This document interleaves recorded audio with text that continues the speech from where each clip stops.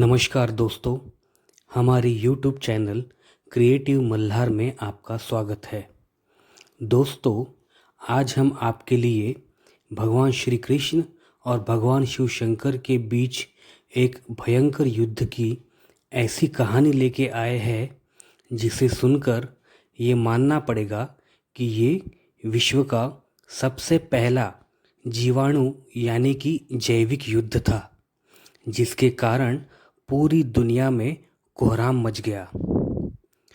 कहा जाता है कि ये युद्ध महाभारत युद्ध से भी भयानक था। जिस हिसाब से इसमें दिव्य अस्त्रों का प्रयोग किया गया वो शायद ही किसी युद्ध में किया गया हो, और इसमें भी हजारों योद्धा मारे गए थे। बाणासुर राक्षस राजा बलि का पुत्र था। वो शोणितपुर का राजा था। उसके हजारों हाथ थे।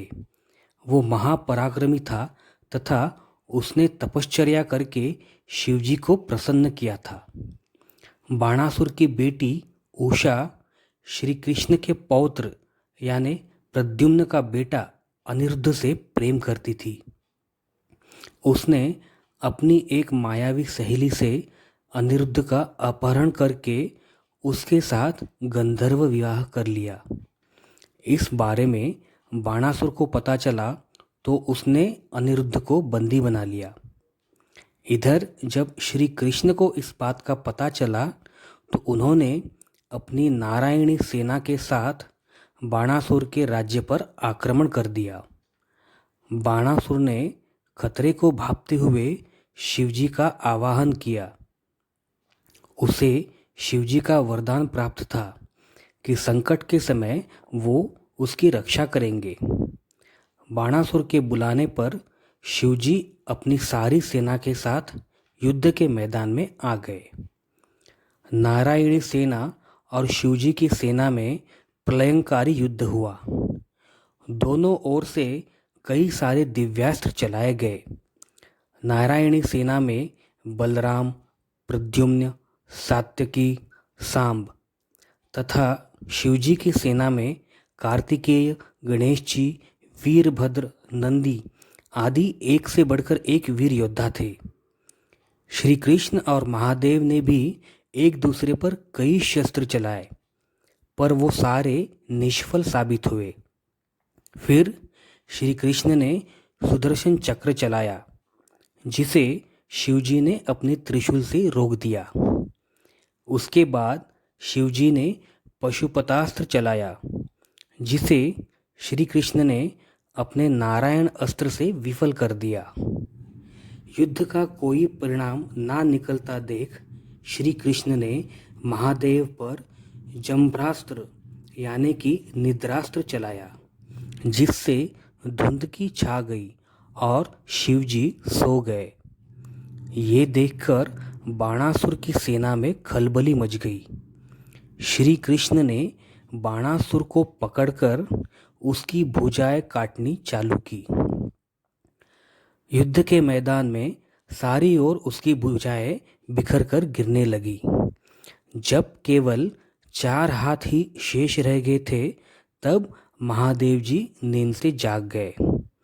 अपने भक्त बाणासुर की ये दशा देखकर वो अत्यधिक क्रोधित हो उठे और गुस्से में आकर उन्होंने अपना सबसे खतरनाक अस्त्र शिव अग्नि ज्वर, जिसे माहेश्वर ज्वर भी कहा जाता है, इस अस्त्र का प्रयोग किया। इससे चारों ओर अग्नि फैल गई। भयानक जीवाणु के कारण ज्वर और बीमारियां फैलने लगी। इसे रोकने के लिए श्री कृष्ण को भी अपना आखिरी शस्त्र यानी कि नारायण शीत ज्वर, जिसे वैष्णव ज्वर भी कहा जाता है, इस अस्त्र का प्रयोग करना पड़ा। वैष्णव ज्वर ने माहेश्वर ज्वर अस्त्र को रोक तो दिया, लेकिन अग्नि और शीत जब बराबर मात्रा में विलय हो जाते हैं तो सृष्टि के प्राकृतिक वातावरण का नाश हो जाता है। इससे पूरी दुनिया में हाहाकार मच गया। ये देखकर सारे देवी देवता ब्रह्मा जी के पास गए और उनसे विनती करने लगे। ब्रह्मा जी ने भी असमर्थता दर्शाते हुए आदि शक्ति का आवाहन किया। जब आदि शक्ति प्रकट हुई तब श्री कृष्ण जी बोले, मैं तो अपने पौत्र अनिरुद्ध को बचाने आया था। इस पर शिव जी ने कहा, मैं भी अपने भक्त बाणासुर को बचाने के लिए बाध्य हूँ। तो श्री कृष्ण ने कहा कि मैं बाणासुर को मारना नहीं चाहता। मैंने बाणासुर के पूर्वज भक्त प्रहलाद को ये वचन दिया था कि मेरे हाथों तुम्हारे किसी भी वंशज का नाश नहीं होगा। ये सुनते ही बाणासुर को आत्मग्लानि हुई। उन्होंने कहा कि मेरे ही कारण ये युद्ध हुआ है, मैं आप दोनों से क्षमा मांगता हूँ। ऐसा कहकर बाणासुर ने अनिरुद्ध और उषा के विवाह को स्वीकृति दे दी। दोस्तों, जिस प्रकार से युद्ध में जैविक हथियारों का इस्तेमाल हुआ, ऐसा शायद ही पहले सुनने में आया था।